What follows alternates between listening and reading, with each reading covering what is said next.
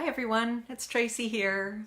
I posted a group in our Spectacular Stepmom, I posted a message in our Spectacular Stepmom group earlier this week about boundaries, and I asked who wanted more information or who felt that they needed help to have better boundaries.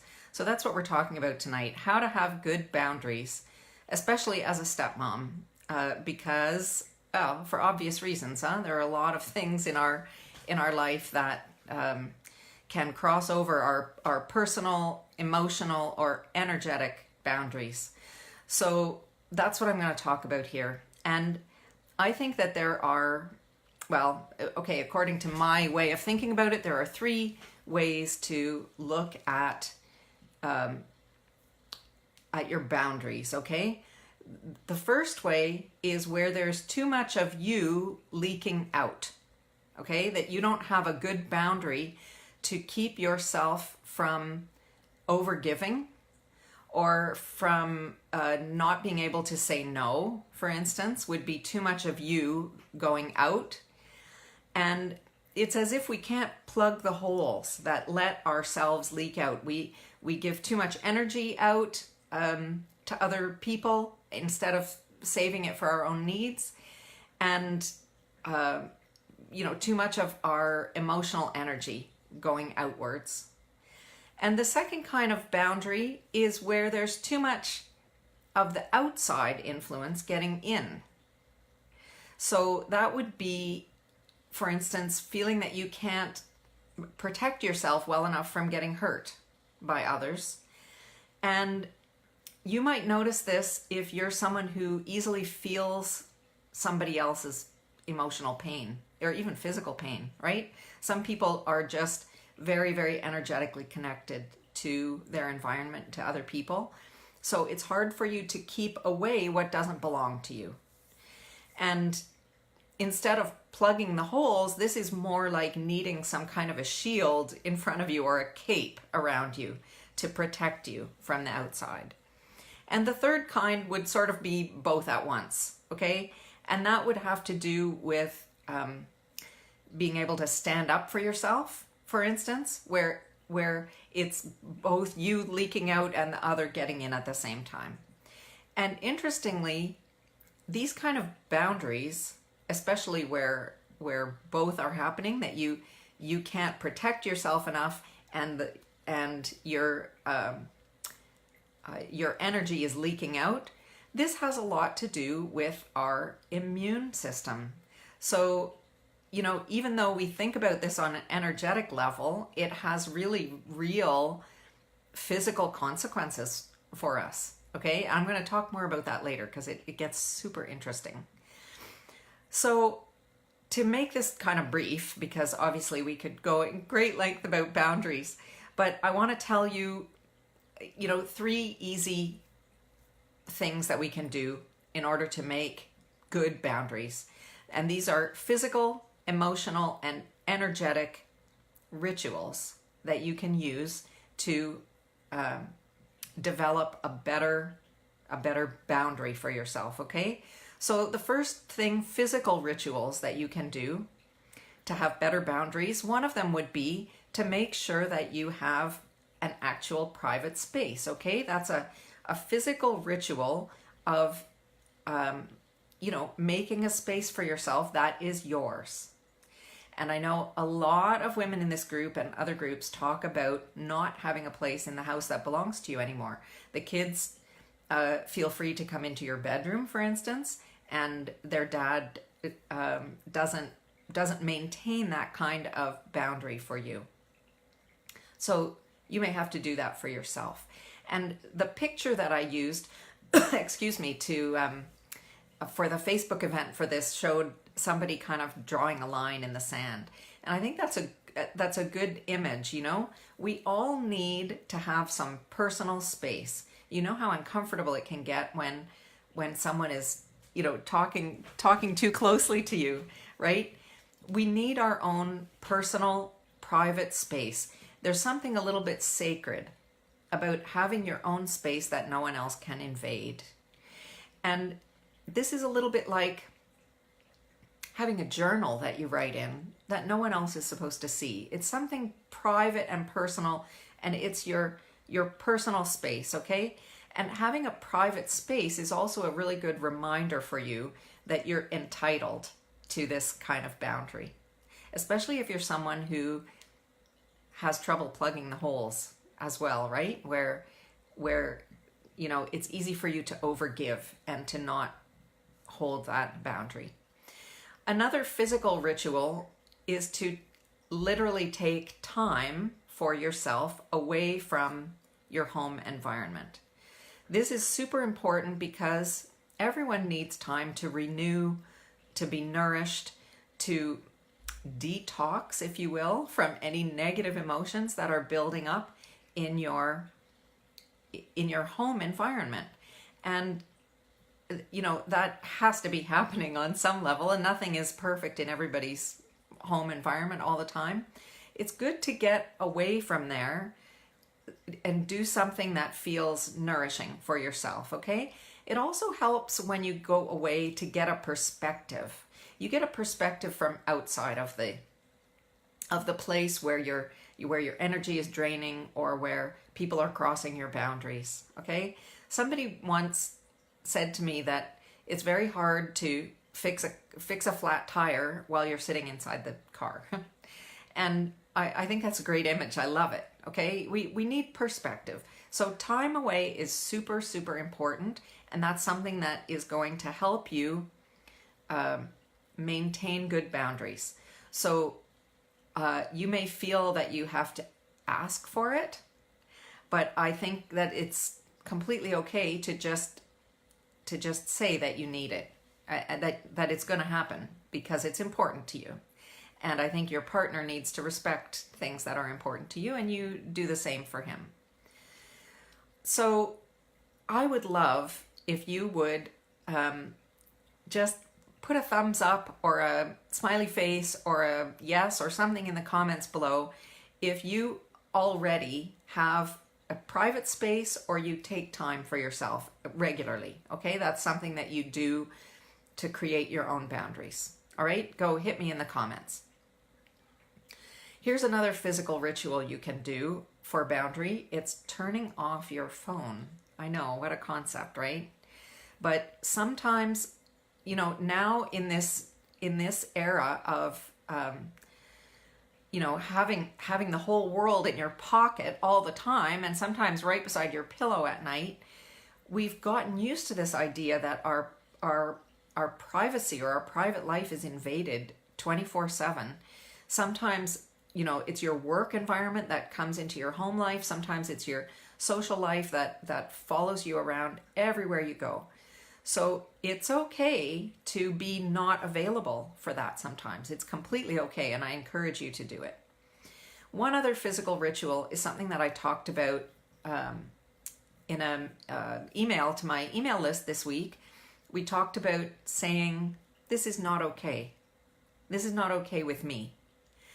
And that phrase has a kind of magic element to it that just, it's really hard to argue with, okay? It's just you standing your ground in a polite and not too emotional way to say, this is not okay with me, what's happening right now, or what you just said, or this situation.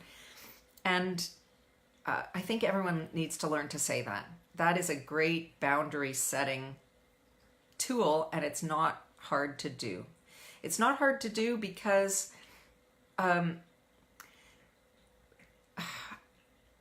again, because it's not reflecting something back at the other person. It's not judgmental about them, I guess. It's just saying how you feel and drawing that line in the sand that says, this now is not okay with me. And it's really easy to walk away from a situation when you've said that, because you've just set a limit without reflecting on something bad that the other person is doing. Does that make sense? I hope so. So the second thing is some emotional rituals. Okay, we talked about physical rituals. Now we have some emotional rituals. And the first one, I'm going to say again, I talk about this a lot, a gratitude journal. Gratitude journaling is the fastest, easiest way I know to increase your vibration. And this may sound a little woo-woo to you, you know, but negative energy, it has kind of a low vibration to it, and it keeps us feeling stuck and blocked and heavy and dark. And higher vibration is what's light and flowing and easy. And it's a much, much better place to be in terms of your personal development, in terms of your mood, in terms of your physical health. So gratitude journaling really, really can get you there pretty much faster than anything else I know. And when you are on a higher vibration, nothing from that negative plane can affect you there. So that's a fantastic way to have a good energetic boundary, is to keep yourself in a higher vibration where the negative stuff doesn't affect you. And an analogy I can use for that is to say that when you're feeling great, when you're really in love, or you're in a beautiful place that you love, maybe you're on vacation, or you're at the cottage, or you're camping, or you're with your closest friends or people that you love the most,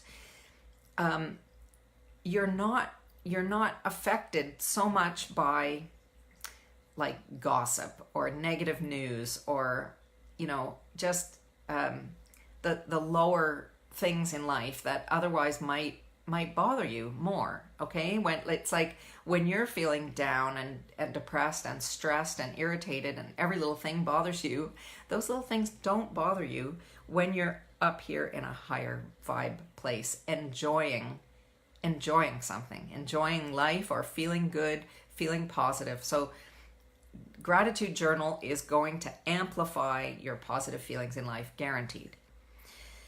Something else that's an emotional ritual for making boundaries would be disengaging. We've talked about disengaging in previous videos, but disengaging can be mostly on an emotional level. You can do emotional disengaging without saying, I'm not going to do this or that for your kids anymore, right?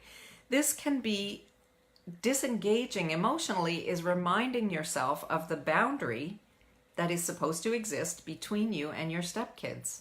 It's a boundary that was there once upon a time, like before you knew them, or when they first came into your life, and you have unwittingly dissolved that boundary without even knowing it. Okay, and you've become too involved in outcomes for them because you care for them. And sometimes it's just that our natural, maternal way of being leads us down this path of poking holes in what should be a solid boundary. And I'm not saying that you shouldn't, love them or do things for them, okay? But where it starts to infiltrate you in a negative way, so that you're feeling irritated or feeling overwhelmed, that's time to remind yourself about a boundary that should be there. So emotional disengaging for your own well-being is a really great way to keep healthy boundaries. Energetic boundaries, or energetic tools anyway, for making good boundaries.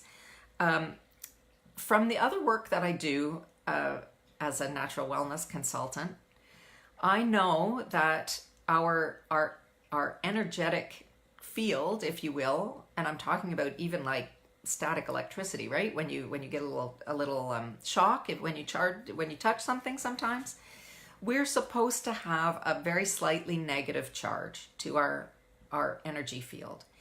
And if you know anything about pH, body pH, the pH of your body fluids, that's kind of like the battery charge. Okay, so pH also, we need to be just ever so slightly alkaline.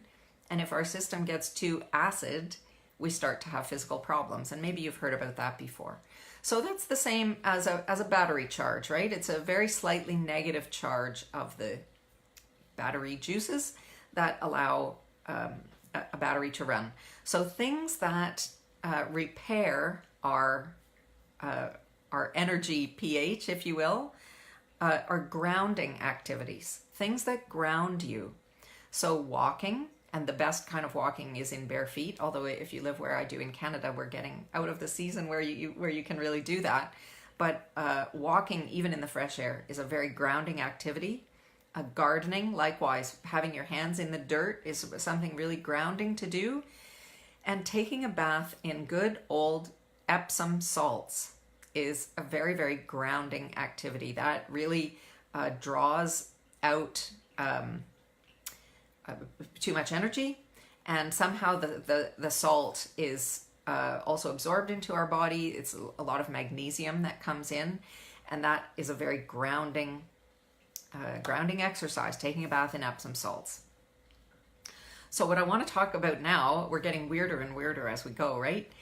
Are a couple of products that you can use. One of them is the same kind of medicine.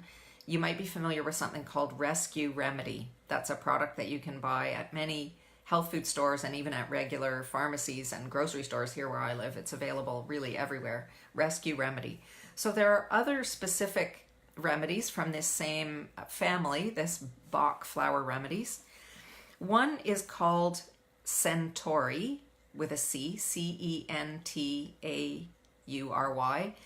And Centauri is the remedy that helps to protect us from being too easily influenced by a stronger person.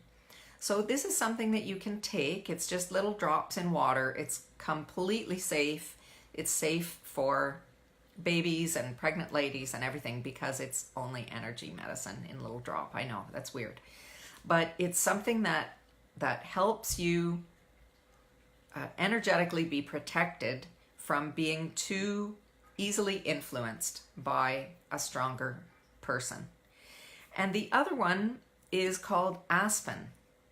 And aspen, like the tree, is for being too open to outside influences. Okay, so too connected to what's happening, feeling not able to protect yourself well from what's on the outside. And that's typically for people who feel fearful or who feel anxious because they don't feel able to protect themselves somehow from what's out there. So one more product that I have to talk about, and I have it on right now in my room, and oh my God, it smells gorgeous, is the essential oil clove. Oh, I don't have clove in my hands, but anyway, I do. I have it right here. This one is called clove, like the herb, like the little thing that you might use in your baking, or some people chew it or whatever. But clove is the oil of boundaries. I was very interested to learn that. And what you can do with that is anything that you do normally with essential oils. You can diffuse it in the air. You can dilute it a little bit and rub it on anywhere that you like. Okay. And clove is one of the ingredients in a blend you can get for immunity. Very interesting, right? There's this immune blend called On Guard. I have it also from other different pharmacies with different names. There's a blend of this called Thieves that you might be familiar with. But these are fantastic for keeping germs away, basically. We use it in the cold and flu season to boost our immunity by helping our immune system hold its ground, right, against germs. So I found it really interesting that clove was listed as the oil of boundaries, and it's also an ingredient in On Guard and Thieves and Vagabond and the many other blends that go by the similar name for immunity. Okay, so I hope that this has been helpful for you. Please let me know in the comments if you've liked it, and if you're watching us on YouTube, subscribe to our channel for lots more videos with stepmom tips and tricks. Okay, thanks for watching.